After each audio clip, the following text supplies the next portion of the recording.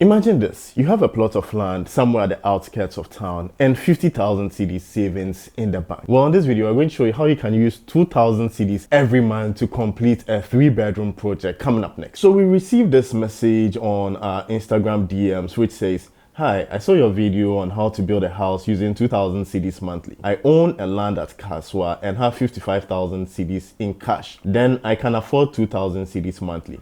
How far can I go with a 3-bedroom house to finishing level? We'll appreciate your advice." And so my dear viewer, we made this for you because we had so many people asking us this same question. In this video, I'm going to do a detailed breakdown of how you can practically achieve this, how long it's going to take you, and stay to the end of the video because we are going to show you certain cheats and shortcuts to help you on your way. And if you find this video helpful, kindly share it with as many people as possible. Thanks, Bebre. Now with that said, let's get started. Alright, so we are going to make certain assumptions in this video. First of all, we are going to assume that everybody watching has already acquired a parcel of land. If you haven't, then make sure to subscribe to the channel because we are going to be making updates on how to acquire land, the best processes, the best places, what to look out for, etc. So we are assuming you already have your land, you've done your due diligence, and then also you have registered the land in your name. That's really important. The next assumption we are going to make is that you have at least 50,000 cedis in your bank account. Now in dollar terms, that is about 5,000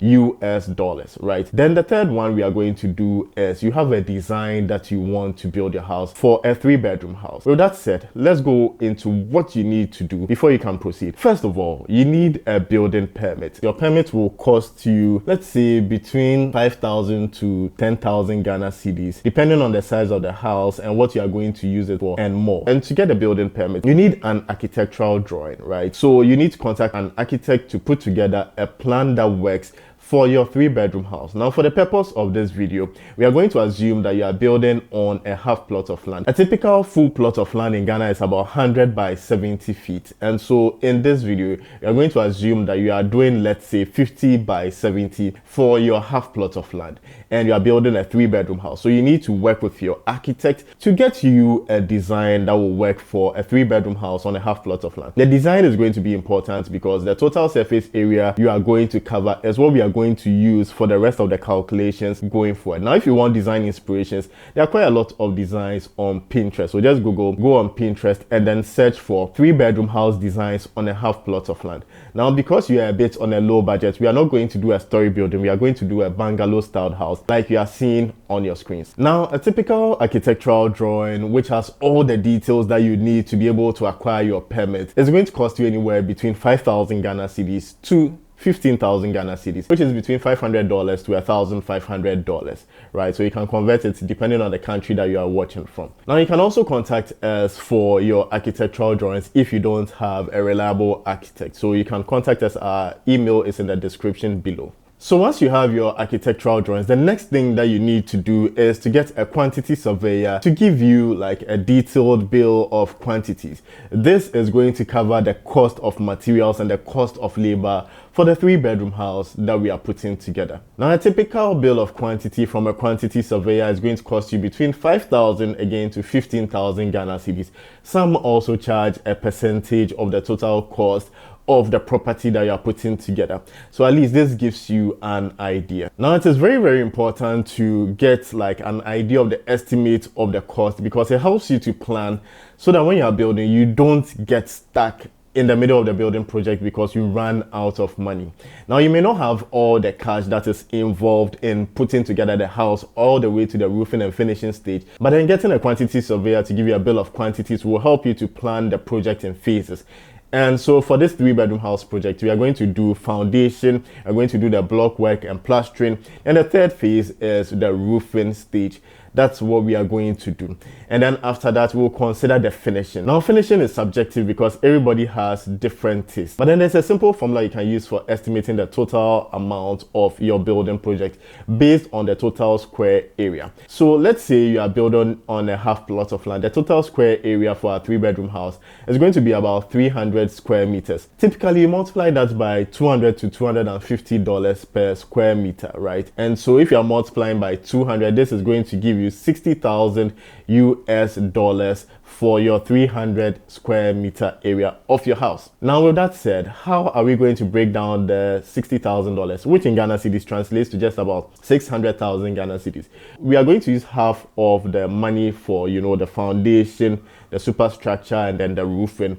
And then we are going to use the other half for the finishing, because typically finishing sometimes is even double the cost of the main house that you are putting together. So let's assume we are going to use 300,000 for the foundation, the superstructure, and then the roofing. Again, remember, we are not going to do a story building, though it will be good to save on land and all that, but the floor alone is going to be so expensive. So looking at your budget, we want to do a simple bungalow styled house. Okay, so we are going to use about 50,000 Ghana cedis for the foundation. We are going to use about 90,000 cedis for the block work and then the plastering, and then we are going to use about 80,000 cedis for the roofing. Then we are going to put about 20,000 cedis down as contingency for like inflation, price hikes, exchange rates, and all other unplanned things, right? So 50,000 plus 90,000 is 140,000, and then the roofing 80,000 becomes 220,000, and then contingency of about 20,000 becomes about 250,000. So we've even saved you about 50,000 out of the proposed 300,000 for putting the building up to the roofing level. Now, what is going to go into the block work and plastering for it to cost about 90,000? I'm estimating that for your 3-bedroom house, you are going to use about 5,000 blocks. And if we budget like a block for 8 Ghana cedis, then you are going to use 40,000 cedis. I'm estimating you are going to use about 300 bags of cement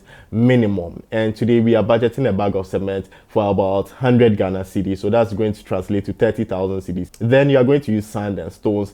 I'm budgeting about 6,000 for that. Then the labor, right? Typically, some masons charge about 2 cedis for a block laid, and so if you are laying 5,000 blocks, that's going to be about 10,000 cedis for labor.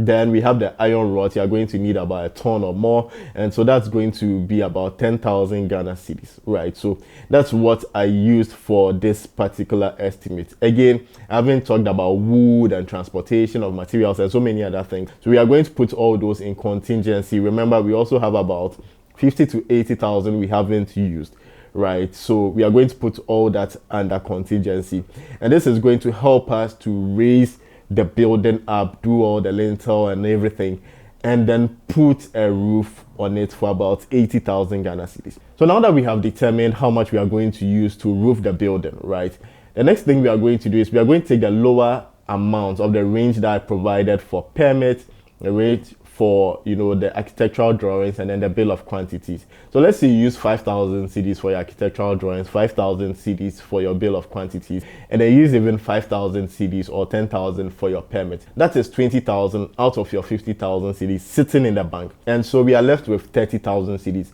to start our foundation. And so since we are using 50,000 cedis for the foundation, it means we need an extra 20,000 cedis. So your 2,000 cedis a month, you are going to save for 10 months to be able to get the 50,000. But we are not going to wait till we have the 50,000. We are going to start and complete the foundation after the 10 months. So foundation stage will take you 10 months. However, if your money was more, you'd probably complete this in a month or 2.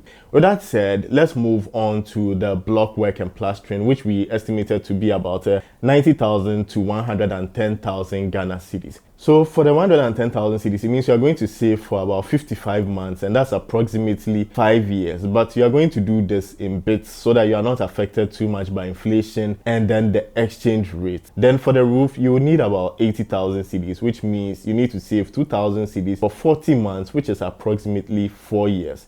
So you are going to complete the building to roofing level in approximately 10 years.